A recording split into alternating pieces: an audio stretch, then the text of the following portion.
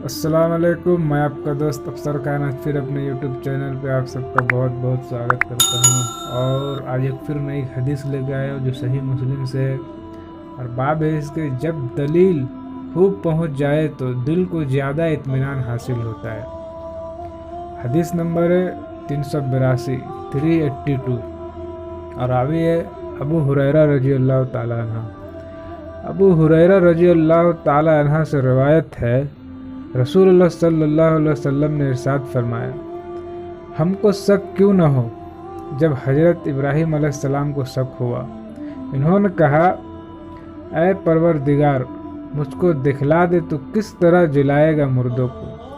परवरदिगार ने फरमाया, क्या तुझे यकीन नहीं इस बात का। हज़रत इब्राहीम अलैहिस्सलाम ने अर्ज किया, क्यों नहीं, मुझको यकीन है, पर मैं चाहता हूँ कि मेरे दिल को और ज़्यादा इत्मीनान हो जाए और रहम करे अल्लाह ताला हजरत लूत अलैहिस्सलाम पर। वो पनाह चाहते थे मजबूत सख्त की, और अगर मैं कैद खाने में इतने दिनों रहता जितने दिन हजरत यूसुफ अलैहिस्सलाम रहे तो फौरन बुलाने वाले के साथ चला जाता। इसी हदीस को नावीन कहा। उल्मा ने इख्तलाफ किया है इस बात के मतलब में कि हमको शक क्यों ना हो कि जब हजरत इब्राहीम अलैहिस्सलाम को हुआ।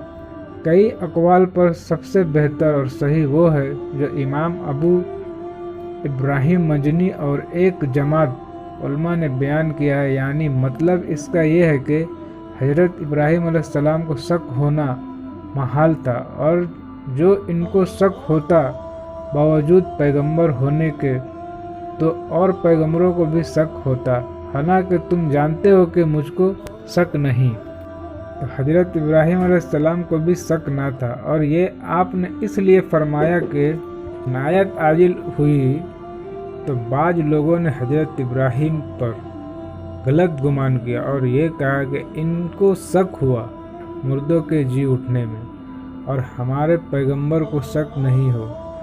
तब आपने इनका गुमान गलत करने के लिए फरमाया कि हज़रत इब्राहीम अलैहिस्सलाम पैगंबर थे, और पैगंबर भी कैसे, खलीलुल्लाह। फिर अगर इनको शक होता तो मुझको भी ज़रूर शक होता। हज़रत इब्राहीम अलैहिस्सलाम को आपने अपने ऊपर मुकद्दम किया बरतरीक तो अज़ा और अदाब के, और शायद इस वक्त तक आपको मालूम ना हुआ होगा कि आप सब पैगंबरों से दर्जे में ज़्यादा हैं। फिर इख्तलाफ किया है उल्मा ने कि जब हज़रत इब्राहीम अलैहिस्सलाम को शक ना था तो इन्होंने खुदा से दरख्वास्त क्यों की कि मुझको दिखला दे तो क्यों कर जिलाएगा मुर्दों को।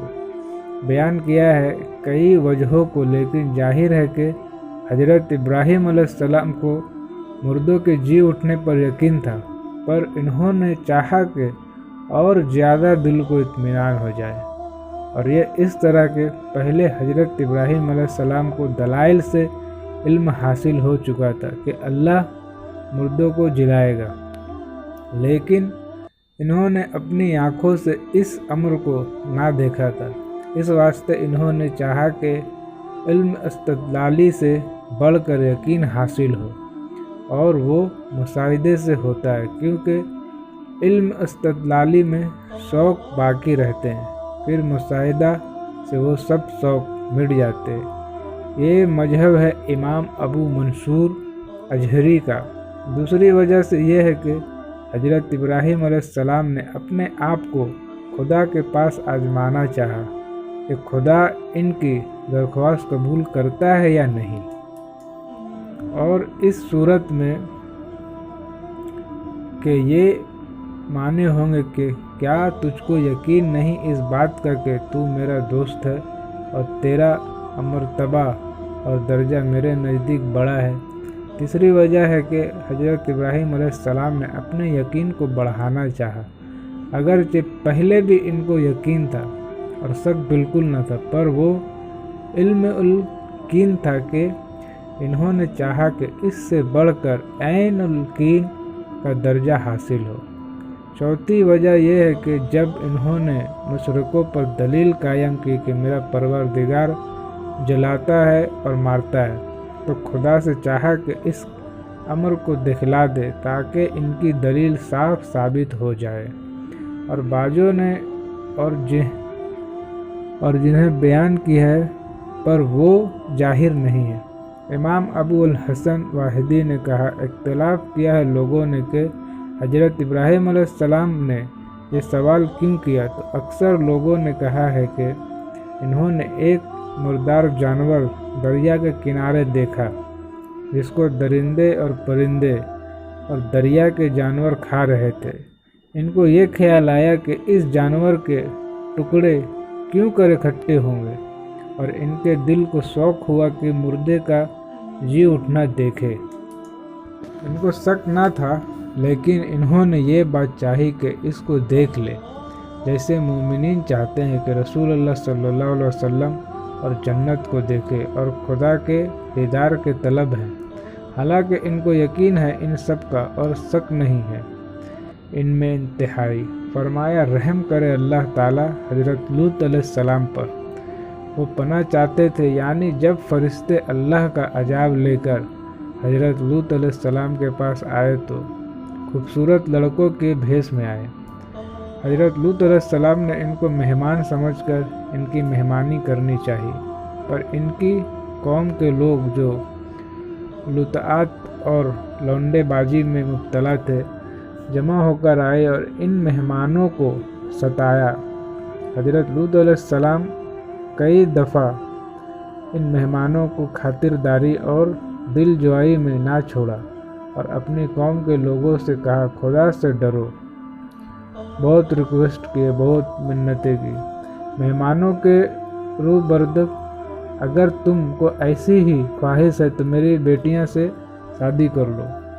اس پر بھی انہوں نے نہ مانا۔ تب حضرت لوط علیہ السلام نے فرمایا، کاش مجھے زور ہوتا تو تم کو روکتا یا پناہ لیتا کسی مضبوط شخص کی، یعنی میرے کنبے والے ہوتے تو ان کی پناہ لیتا۔ اور جو انہوں نے اپنی قوت کا اور اپنے کنبے والوں کی پناہ کا ذکر کیا تو اس وجہ سے نہ تھا کہ وہ خدا سے غافل تھے، بلکہ انہوں نے اپنے مہمانوں کے دل کو خوش کرنا چاہا کہ میرا بس جہاں تک چلتا میں تم کو بچاتا، اور شاید اس وقت رنج میں اللہ تعالیٰ کی پناہ لینا بھول گئے۔ تو حضرت لوط علیہ السلام نے فرمایا کہ خدا ان پر رحم کرے۔ فرمایا، اگر میں قید خانے میں اتنے دن رہتا، حضرت یوسف علیہ السلام میں تو فوراً بلانے والے کے ساتھ چلا جاتا، یعنی جب زلیخا کی تحت سے حضرت یوسف علیہ السلام قید ہوئے تو مدت تک یعنی کئی برس تک قید خانے میں رہے۔ آخر عاجزی مصری کی طرف ایک بلانے والا آیا کہ چل کر اس کے خواب کی تعبیر بیان کر، مگر حضرت یوسف علیہ السلام نے نہ مانا اور فرمایا، جب تک عورتوں کے مکر کی دریافت نہ ہوگی اور میری صفائی بالکل نہ ہو جائے گی، اس وقت تک میں نہ آؤں گا۔ تو ہمارے پیغمبر صلی اللہ علیہ وسلم نے حضرت یوسف علیہ السلام کی فضیلت بیان کی کہ ان میں کس قدر صبر اور استقلال تھا کہ ایسا دوسرے میں ہونا مشکل ہے، ورنہ انسان جب مصیبت میں گرفتار ہوتا ہے تو جس طرح ہو سکے اس سے چھوٹنے میں جلدی کرتا ہے۔ تو اسی طرح جو ایماندار ہوتا ہے وہ ہر چیز پہ صبر کرتا ہے، اطمینان رکھتا ہے۔ تو آج کی حدیث یہی تھی، انشاءاللہ پھر نئی حدیث لے کے آئیں گے۔ اب دیجیے اجازت۔ السلام علیکم ورحمۃ اللہ وبرکاتہ۔